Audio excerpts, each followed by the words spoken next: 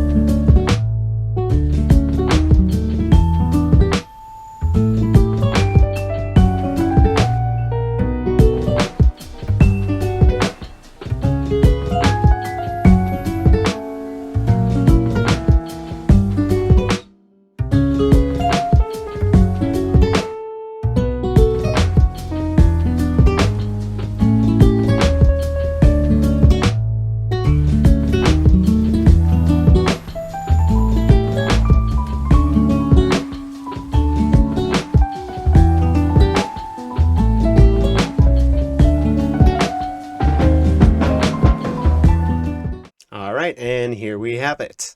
Our climates are set. Well, I might actually go back and tweak them a little bit more later, but for now, they're set enough.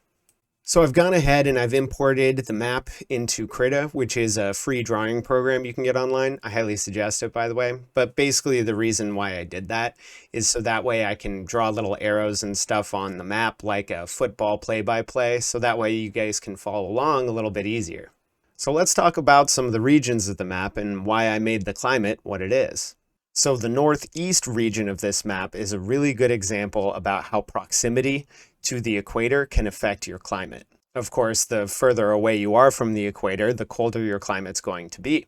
Here we can see clear dividing lines, here and here and here, between different climate zones. As you can tell, these lines aren't exactly straight, and that's because proximity to the equator is not the only thing that's in effect here. If we zoom out a little bit, we can see that we have this savanna zone right here, and yet it's right next to this Mediterranean zone right there. Now, why is that? Two reasons: prevailing wind patterns and warm and cold ocean currents.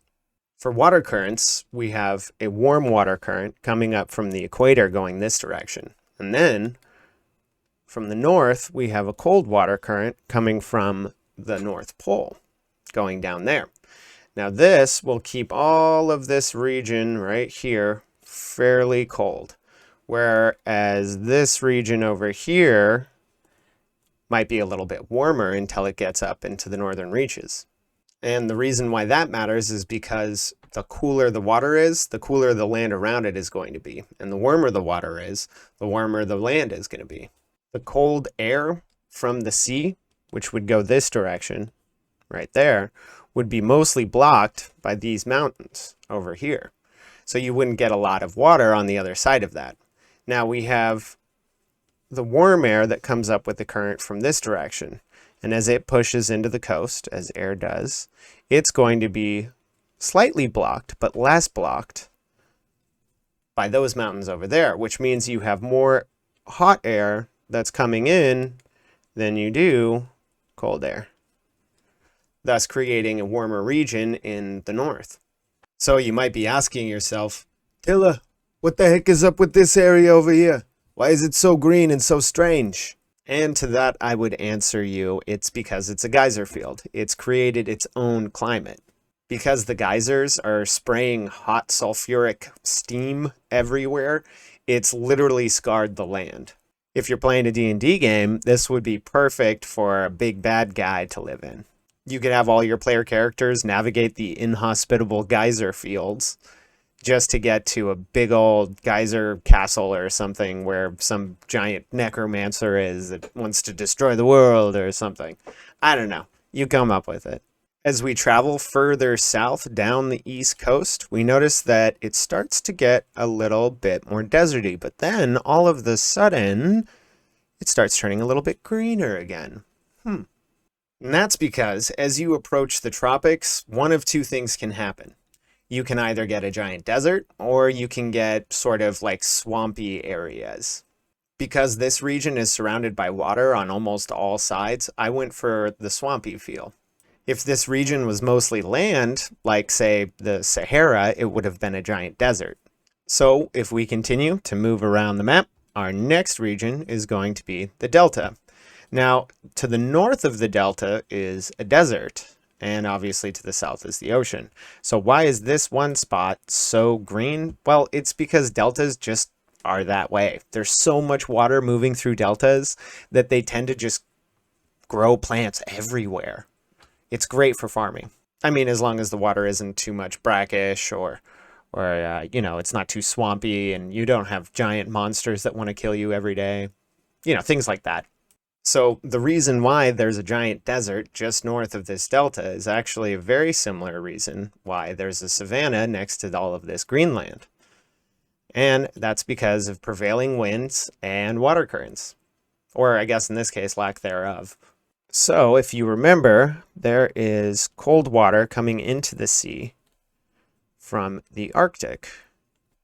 And it's going to push cold air towards these mountains right here, but it's going to get trapped by this mountain range right here. And like this whole mountain range would just block every little bit of cold air that ever would want to come in there. And now from the south, we have just a little bit of warm air coming from this southern equatorial climate, I guess. And it's going to be blocked for the most part as well. So you're just going to have a really dry climate. So if this is a giant dry desert, why are there little streams that are leading into this river? Doesn't make sense. Or does it? This is when elevation comes into play. You see, as things are higher up, they tend to be colder. So those mountains could be incredibly large, right? And they're going to get snow peaked, and that snow is going to melt, and it's going to create streams that feed that river.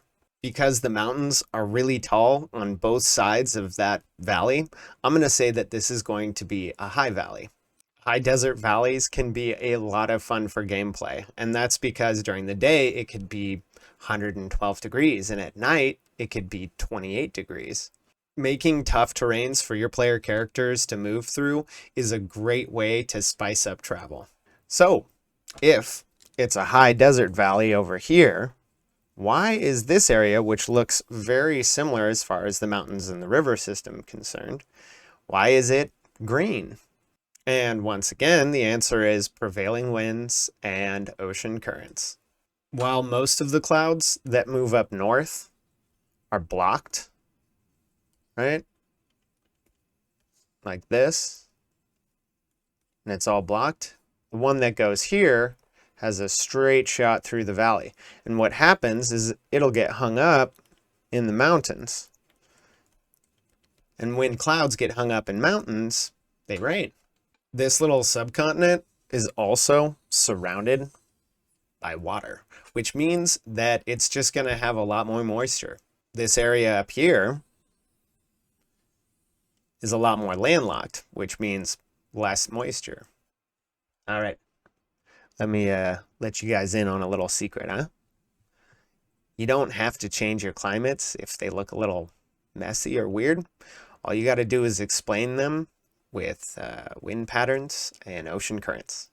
The truth of the matter is that changing a continental map mid-D&D game is lore breaking. So it's better not to change your climates once you already have them up. Instead, it's a good idea just to change the prevailing wind patterns or turn that cold current into a warm current and mess around with it a little bit, make it sound smart, and people will buy it. You can also say that it's a magical climate, but make sure that you already have lore set up for it being a magical climate, because if that's just an excuse you're using, you know your player characters are going to be like, ooh, magical climate, tell me more. And then you'll just be sitting there like, All right, so that covers about the basics of it. And if you guys want me to go into more detail, which I could probably turn this into a 30-minute video if I really wanted, but I don't want to bore you guys that much. But if you guys want to hear more about it, leave it in the comments. I'll get back to you and we'll talk about climate. Ooh. All right, guys, thanks for sticking it out to the bitter end with me. And if you liked it, think about pressing some buttons for me, all right? Thanks, guys. Talk to you next time.